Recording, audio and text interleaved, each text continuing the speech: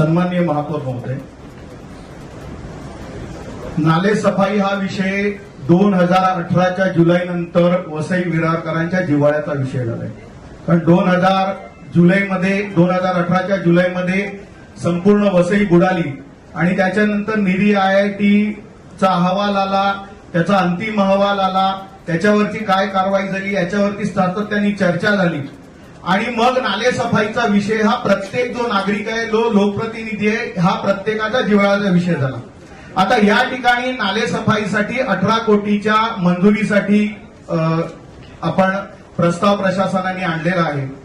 महापौर महोदय, मी या संदर्भात जे संबंधित अधिकारी आहेत त्यांना विचारणा केली की ही 18 कोटी रक्कम आली कुठून, याचा थोडासा आम्हाला तपशील द्यावा, परंतु तपशील आम्हाला आजपर्यंत मिळालेला नाही. नाले सफाईच्या संदर्भात ऑडिट रिपोर्टमध्ये वारंवार अनेक सूचना केलेल्या, अनेक गंभीर सूचना केलेल्या आहेत. म्हणजे आपला लोकल फंडाचं जे ऑडिट आहे, लोकल फंडाच्या ऑडिटमध्ये 2018-19 आणि 20-21 पर्यंतचे जे ऑडिट आहे त्याच्यामध्ये एक त्यांनी छोटासा नोंद दाखवलेली आहे.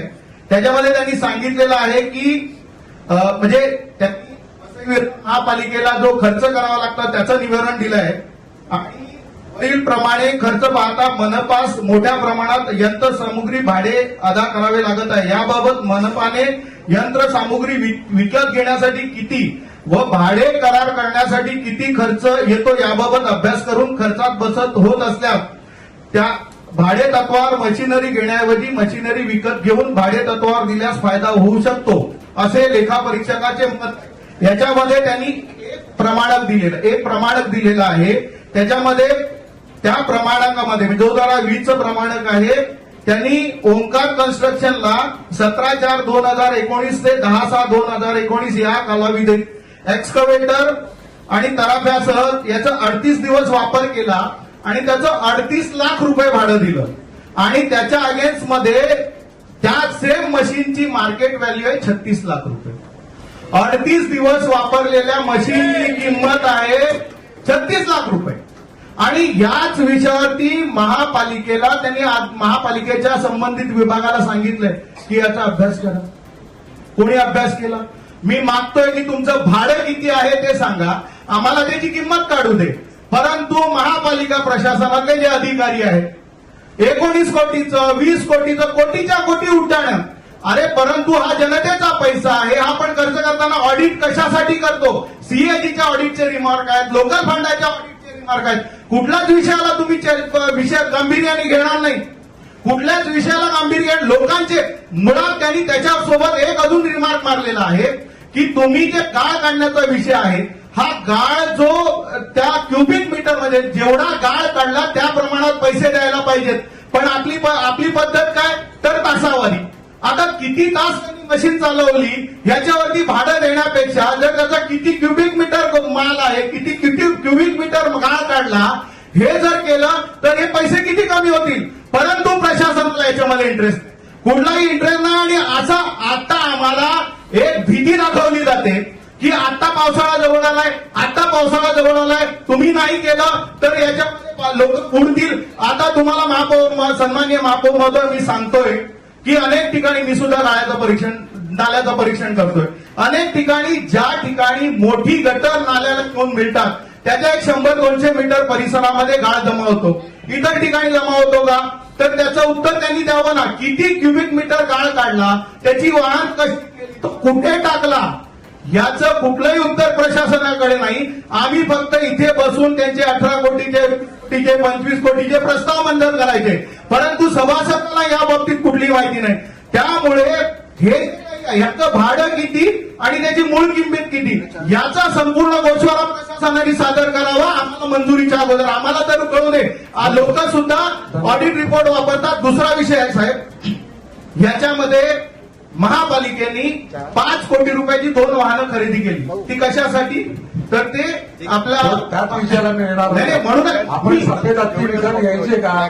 म्हणूनच म्हणतोय की 5 कोटीचं ते वाहन 2 वाहनं घेतली, त्याचा 1 दिवस वापर झाला नाही, याची जबाबदारी कोणी? हे कोणी घ्यायला लावली? कोणी सजेस्ट केली? वापर नाही झाला तर त्याची जबाबदारी कोणाची? सर्वसामान्य नागरिकांची का? हे एवढा सगळा जो मोठा भ्रष्टाचार होतोय याची जबाबदारी सर्वसामान्य नागरिकांची का? मग नागरिकांवरती त्यांची नागरिकांची चौकशी करा आणि त्यांच्यावर गुन्हे दाखल करा, ही परिस्थिती आहे. त्याच्यासोबत तुमच्या भावना कळल्या. महापौर महोदय, त्याच्यासोबत मी सांगतो की आपण नाले सफाईवर बोलतो. नाले सफाईचा विषय जो आहे तो कशासाठी घेतो? तर पाणी जमेल, पाणी भरणा होईल. परंतु निरी आयआयटीचा रिपोर्ट, याच्यासोबत जो निरी आयआयटीचा रिपोर्ट आहे त्याच्यात ज्या सूचना, छोट्या छोट्या सूचना केल्या त्या सुद्धा त्याचा अवलंब केला जात नाही. एका बाजूला होल्डिंग बॉन्डचा विषय, पण तो ठीक आहे. आमच्या सन्माननीय आमदार राजन नाईक साहेबांनी 50 कोटीसाठी निधी दिला, त्याचा प्रस्ताव कलेक्टरकडे गेलेला आपत्ती निवारणामधून. त्याच्यासोबत या सगळ्या नाल्यांवरती अनेक ठिकाणी ज्या ठिकाणी लोकांना कलवट बांधून रस्त्यासाठी परवानगी दिली, त्या लोकांनी कलवट न बांधता त्याच्यामध्ये भराव केला, छोटे छोटे पाईप टाकले. आज ते सगळे पाईप, हे सगळे जे अडथळे आहेत लोकांच्या घरादारामध्ये पाणी जाण्यासाठी कारण ठरतात. पण त्याच्यावरती प्रशासन काय कारवाई करते का? काही कारवाई नाही. अजून एक महोदय, माझं फक्त एक महोदय, एक नाला जो आहे 900 मीटर बाय 35 मीटरचा नाला, त्याची जागा राखीव आहे. आता आपण जो तुंगारेश्वर वरतून पाणी येतो गोखिवऱ्याला, सुरक्षा स्मार्ट सिटी आहे, त्या सुरक्षा स्मार्ट सिटी मधून एक 900 मीटरचा नाला थेट नायगाव साईडला, म्हणजे आपली जी सोपारा खाडी आहे, तो पाणी थेट नायगाव साईडला जाणून सोडण्यासाठी एक नाला आहे. जागा रिझर्व आहे, महापालिकेच्या ताब्यात आहे. काय लागणार आहे? फक्त जेसीबी मशीन लागणार आहे. कारण तुम्ही जी माती काढली तर बाजूला ती ठेवण्यासाठी जागा पण आहे.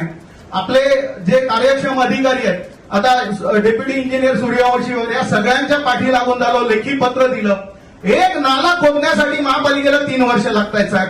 त्याच्यामध्ये काय आहे की ते वरतून जे पाणी येतं ते वेगाने इथे नवघरकडे येतं. भरती जर आली तर सोपारा खाडीतलं, त्या नायगाव खाडीतलं पाणी जे आहे ते येतं आणि ही इकडचं पाणी आलं तर आमच्या पश्चिमेला, सोपारा असेल, वसई असेल, या पश्चिमेला जे पाणी भरतं त्याच्यात मुख्य वाटा ह्या वरतून येणाऱ्या पाण्याचा आहे. या छोट्या छोट्या गोष्टी जर होत नसतील आणि जर त्याच्यावरती आम्ही वारंवार मंजुऱ्या देतो, आम्हाला अशी भीती घालली जाते की तुम्ही जर मंजुरी नाही दिली तर पावसाळ्यात काय होणार आहे? साहेब, या सगळ्यांची चौकशी झाली पाहिजे आणि प्रशासनाने ऍक्च्युअल ज्याच्यामध्ये जो ऑडिटमध्ये सांगितलेलं आहे त्यांनी वाहनाची किंमत आणि भाडं द्यावं ना. 18 कोटी कुठल्या आधारे तुम्ही आला? त्यामुळे या सगळ्या विषयावरती गांभीर्याने चर्चा विषय व्हावा आणि त्यामुळे अशा 18 कोटीला आमची मंजुरी नाही. धन्यवाद.